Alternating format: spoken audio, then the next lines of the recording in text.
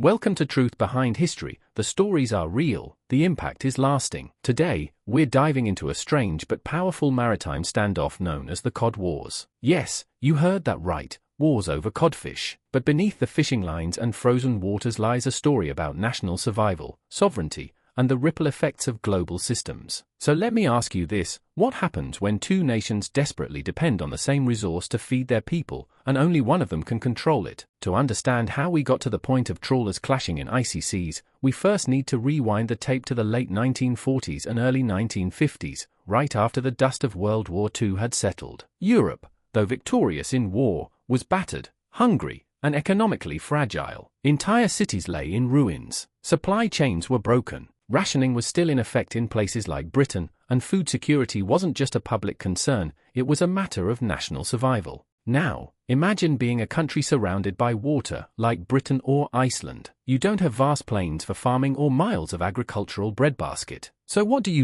You turn to the sea. For Britain, the North Atlantic became a lifeline. Industrial trawlers set out from ports like Hull and Grimsby, dragging in tons of fish to feed the population. This wasn't just a bit of fish and chips, this was food strategy. The British fishing fleet was a floating factory system, heavily invested in to help feed a recovering nation. But on the other side of the Atlantic, Iceland had its own fragile recovery story. After centuries of Danish rule and relative isolation, Iceland was now independent, but poor. Its roads were unpaved, its economy small and vulnerable. And yet, it had one thing going for it: fish. Fishing wasn't just an industry in Iceland, it was the economy. At one point, cod alone made up around 90% of the country's exports. Think about that. 90%. That's not just a product, that's survival, sovereignty, and identity all packed into a single cold-blooded creature. So, with both nations dependent on fish in different ways, Britain for food, Iceland for survival, the scene was set for conflict. Not with bombs or bullets, but with legal boundaries, trawling nets, and coast guard ships that would soon test the limits of power, principle, and patience on the high seas. When the stakes are this high, who owns the ocean, and who decides?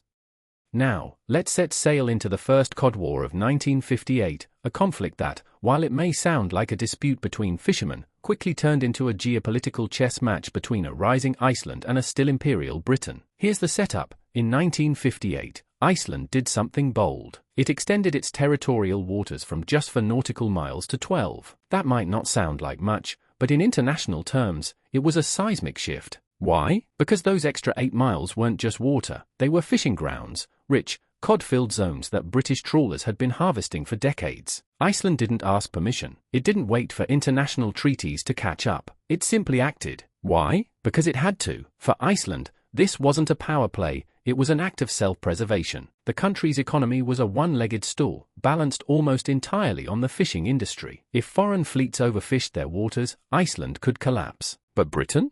Well, Britain saw this as an affront, illegal, even. They rejected Iceland's claim entirely. Instead of backing off, they doubled down. Royal Navy warships were dispatched to the region, escorting British trawlers into the now contested waters like bodyguards on a fishing trip. Imagine that, battleships protecting fishing boats. It sounds absurd, but it was deadly serious. This wasn't just about cod. It was a clash of world views. Iceland claimed the right to self-determination. They believed small nations should be able to control their own natural resources, especially when their entire economy depended on it. Britain, on the other hand, leaned on established international norms, arguing that freedom of the seas had to be respected or global trade would collapse into chaos. But here's where it gets murkier. Behind the scenes, both countries had economic systems nudging them toward conflict. Iceland's mono-economy couldn't afford compromise. And Britain? Despite having a sprawling global presence, its food system relied heavily on privately owned trawlers, which in turn depended on continued access to these fishing grounds. And those private fleets weren't really private anymore, they were protected by state-backed military muscle. So what looked like a simple legal disagreement was actually a tangled mess of economic necessity, national pride, and strategic positioning. This was sovereignty versus supply chains. Iceland trying to control its destiny, Britain trying to maintain the old order. But here's the twist: Iceland didn't back down, and neither did Britain. The result was a cold conflict in cold waters, where cod was the prize and the cost was diplomatic tension that nearly severed ties. And that, as you'll soon see, was only the beginning, because if 12 miles stirred the waters, imagine what happened when Iceland pushed the line even further. Let's continue to the Second Cod War. Alright, welcome to round 2, the Second Cod War. It's now 1972, and Iceland is once again stepping onto the world stage with an even bolder move. This time, they declared a 50-mile fishing zone, 50 nautical miles. That's over 4 times what they claimed in 1958. To Britain, this wasn't just another legal disagreement, it was war on their entire fishing economy. But Iceland didn't flinch. In fact, they were just getting started. Let's look at what made this conflict so intense. First, the escalation at sea. This wasn't just about drawing lines on a map anymore. It was physical. Icelandic Coast Guard ships began cutting the nets of British trawlers operating within the newly declared zone. Think about that for a second. Armed vessels moving alongside civilian boats, slicing the literal lifeline of an entire industry. And Britain? Well, they answered the challenge by sending more naval escorts. Once again, Royal Navy frigates were deployed to protect British fishing vessels. It wasn't a full-scale naval battle, but it was aggressive, calculated brinkmanship. But here's where the Second Cod War takes an even more fascinating turn. This wasn't happening in a vacuum. The Cold War was in full swing. Global tensions between the West and the Soviet Union shaped nearly every international decision, and Iceland knew how to play its hand. Iceland was a member of NATO, and they knew their geographic location was strategically priceless, right in the middle of the North Atlantic. So they did something remarkable. They threatened to withdraw from NATO and shut down the US military base at Keflavik if their demands weren't respected. That wasn't just leverage, it was geopolitical blackmail. And it worked. Faced with the risk of losing a key Cold War foothold, NATO allies, including Britain, started to feel the pressure. Suddenly, this wasn't just about Cod. It was about alliance stability, military logistics, and global power balances. And behind it all, there was a deeper philosophical clash. Who has the right to control natural resources? Should a small nation be allowed to protect its survival by breaking from international consensus? Or should countries be forced to follow multilateral conventions, even if those conventions ignore local realities? The Second Cod War forced the world to confront those questions. Iceland wasn't just defending fish, it was defending the principle that sovereignty isn't something you earn through might. It's something you assert when survival is on the line. And once again, Iceland held its ground. But the story isn't over, because in just a few years, the final Cod War would push the limits even further and permanently reshape the global map of the oceans. Let's move forward. Now we arrive at the final chapter in this trilogy of maritime defiance, the Third Cod War, waged from 1975 to 1976. This was the most decisive, and in many ways, the most symbolic, of them all. This time, Iceland went all in. They didn't just extend their fishing zone a few miles. They expanded it to 200 nautical miles. 200! That's nearly 4 times the zone declared in the Second Cod War. At this point, Iceland was no longer playing within the margins of maritime law, they were redrawing it. But something had changed in the world. Iceland's 200-mile claim wasn't a wild outlier anymore. It was actually in line with a growing international movement toward what would become the United Nations Convention on the Law of the Sea, or UNCLOS for short. Countries all over the globe were starting to rethink who controlled the seas and how far national claims could extend. Iceland just moved first, and once again, Britain objected. The UK sent its trawlers, and Iceland responded with patrol ships. There were collisions, threats, and shouting matches. But this time, something broke. Because Britain blinked. Their economy was already struggling, fish stocks were visibly declining, and internationally, the tide of opinion was turning. Nations were starting to side with Iceland, not just because of the law, but because of the principle. Iceland had stood firm not through violence, but through persistence, legal strategy, and moral clarity. So Britain backed off, the Royal Navy left, the trawlers withdrew, and the once mighty British fishing industry, especially in places like Hull, began to collapse. Towns that had relied for generations on cod imports were now left adrift. Unemployment soared. Local economies were shattered. That's what happens when a system props itself up with military might instead of economic sustainability. Meanwhile, Iceland transformed. With its fishing grounds now fully under national control, Iceland could manage its resources more carefully. It wasn't instant riches, but it was stability. It was sovereignty. They diversified their economy, built out regulations, and began to invest in long-term planning. The Cod would now serve Iceland, not foreign fleets backed by foreign powers. And here's the key takeaway: Iceland's victory wasn't just a national triumph. It was a message, a precedent. A small nation, with no empire, no great navy, no colonial past, stood up to a former empire, defended its rights, and won. For other small or emerging maritime nations, the message was clear: you don't need size to change the rules. You just need leverage, clarity, and the will to protect what's yours. The Cod Wars weren't just about who got to fish where. They were about who gets to decide the rules of the game. And now, we're going to step back and look at the deeper systems underneath all of this, because as you'll see, it wasn't just about fishing, it was about power, incentives, and what happens when centralized control distorts the natural balance of things. Let's break it down. Let's pause for a moment and look beneath the surface, beneath the maps, the clashes, the naval standoffs, because underneath it all, the Cod Wars offer us something far more valuable than fish. They offer a lesson in systems, in incentives, in how centralized power, when misaligned with local realities, can lead even the best intentions to spiral into disaster. Let's start with Britain. On paper, the British fishing system looked robust. Industrial-scale trawlers, military escorts, global trade links, it was a powerful machine. But look closer, and you see cracks. The government supported the trawling fleets to ensure national food security, which made sense in the shadow of post-war scarcity. But that support also propped up a model that wasn't sustainable. British trawlers, backed by the state, overfished the North Atlantic at unsustainable rates. Why? Because the incentive said catch more. They were protected, subsidized, and defended. And when your costs are covered by the government and your catch is shielded by warships, you don't worry about tomorrow. You fish for today, hard,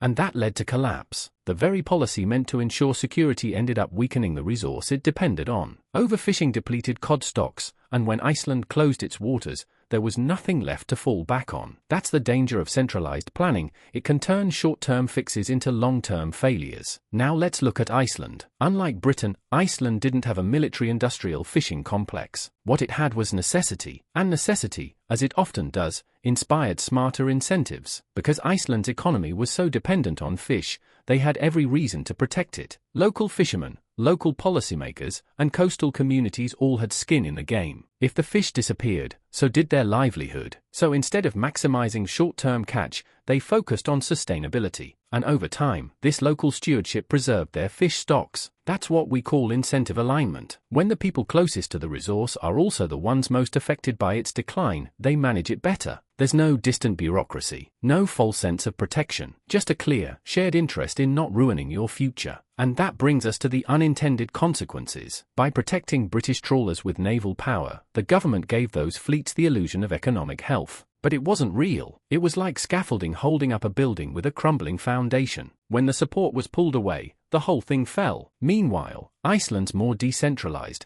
grounded system outlasted the empire's might, not because it was richer or stronger, but because it was smarter. The Cod Wars show us that real strength isn't about muscle, it's about structure. When power is concentrated, and decisions are made far from the people they affect, distortion creeps in. But when power is local, when the feedback loop is tight and the interests are aligned, you get resilience. So as we move into the modern world, the question becomes, did anyone actually learn from this? Let's take a look at today's maritime disputes and see just how familiar they sound.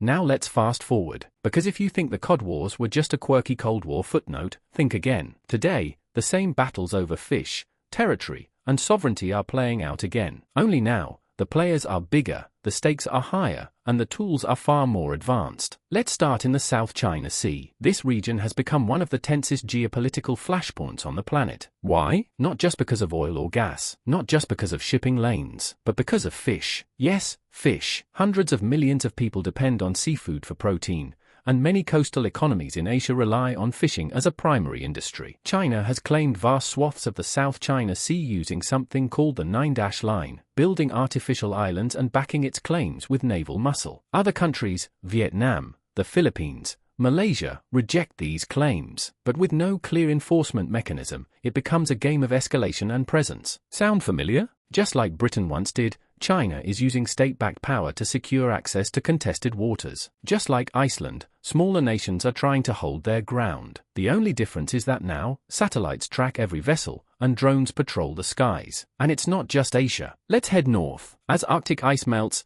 previously inaccessible waters are opening up. And with them, new fishing zones, new shipping routes, and yes, new disputes. Russia, Canada, the United States, Norway, all have claims, and all are eyeing the same resources. Maritime nationalism is back, except now, it's bigger, colder, and more technologically complex. But here's where Iceland's story becomes more than just a history lesson. What Iceland did, asserting its sovereignty through legal means, managing its resources with long-term sustainability in mind, and resolving disputes without warfare, stands out as a model. Not a perfect model, but a rare one. In an era where global powers often try to impose their will through intimidation or economic leverage, Iceland shows that small nations can lead with principle, that decentralized management, legal clarity, and moral confidence can stand up to empires. And maybe that's why the Cod Wars matter more than ever. Because they show us that the ocean isn't just a battlefield for power. It's a mirror, reflecting how we govern, how we exploit, and how we justify our actions in the name of progress. So the next time you hear about a fishing dispute or a conflict over maritime boundaries, don't shrug it off. You might be looking at the first ripple of the next great geopolitical storm. And as we move into our final reflection,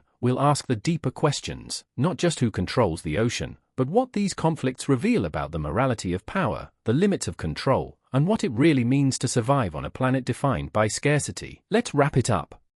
So, what did we really witness in the Cod Wars? Not just skirmishes at sea, not just clashing fishing zones. We saw something deeper, something that speaks to every nation, every leader, and every citizen who's ever had to ask, what do we control, and what do we owe? At the heart of it all was sovereignty. Iceland, a small, rugged island with few resources, asserted itself not through domination, but through definition. It drew a line and said, this is ours. Not because we are powerful, but because we must protect it to survive. And it stuck to that line, even when pressured by global powers. That's real sovereignty, not the kind bought with weapons or votes at the UN, but the kind forged in necessity, clarity, and courage. Then there's scarcity. The Cod Wars weren't about ideology, they were about fish. A finite resource, slipping away. And when resources run low, systems are tested. Britain's centralized approach, once useful in wartime, became brittle in peace. Iceland's locally informed model, though imperfect, was more adaptable, more rooted in reality. Scarcity doesn't just test economies, it tests values. Do we exploit faster or preserve longer? Do we assert dominance or seek balance? These are not abstract questions,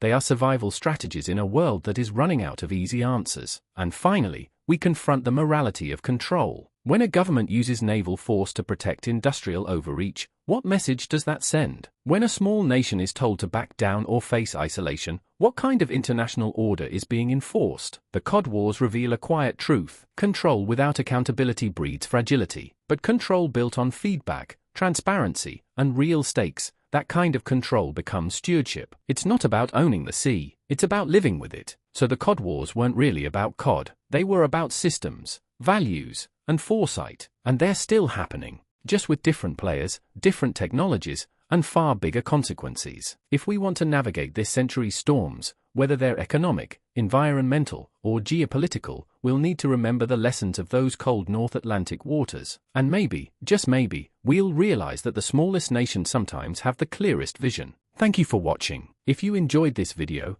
be sure to like, comment, and subscribe for more deep dives into the hidden battles that shaped our world. And don't forget to check out the podcast version of this episode. Link is in the description below. If you're hungry for more thoughtful and entertaining history content, stick around. There's a whole sea of stories waiting.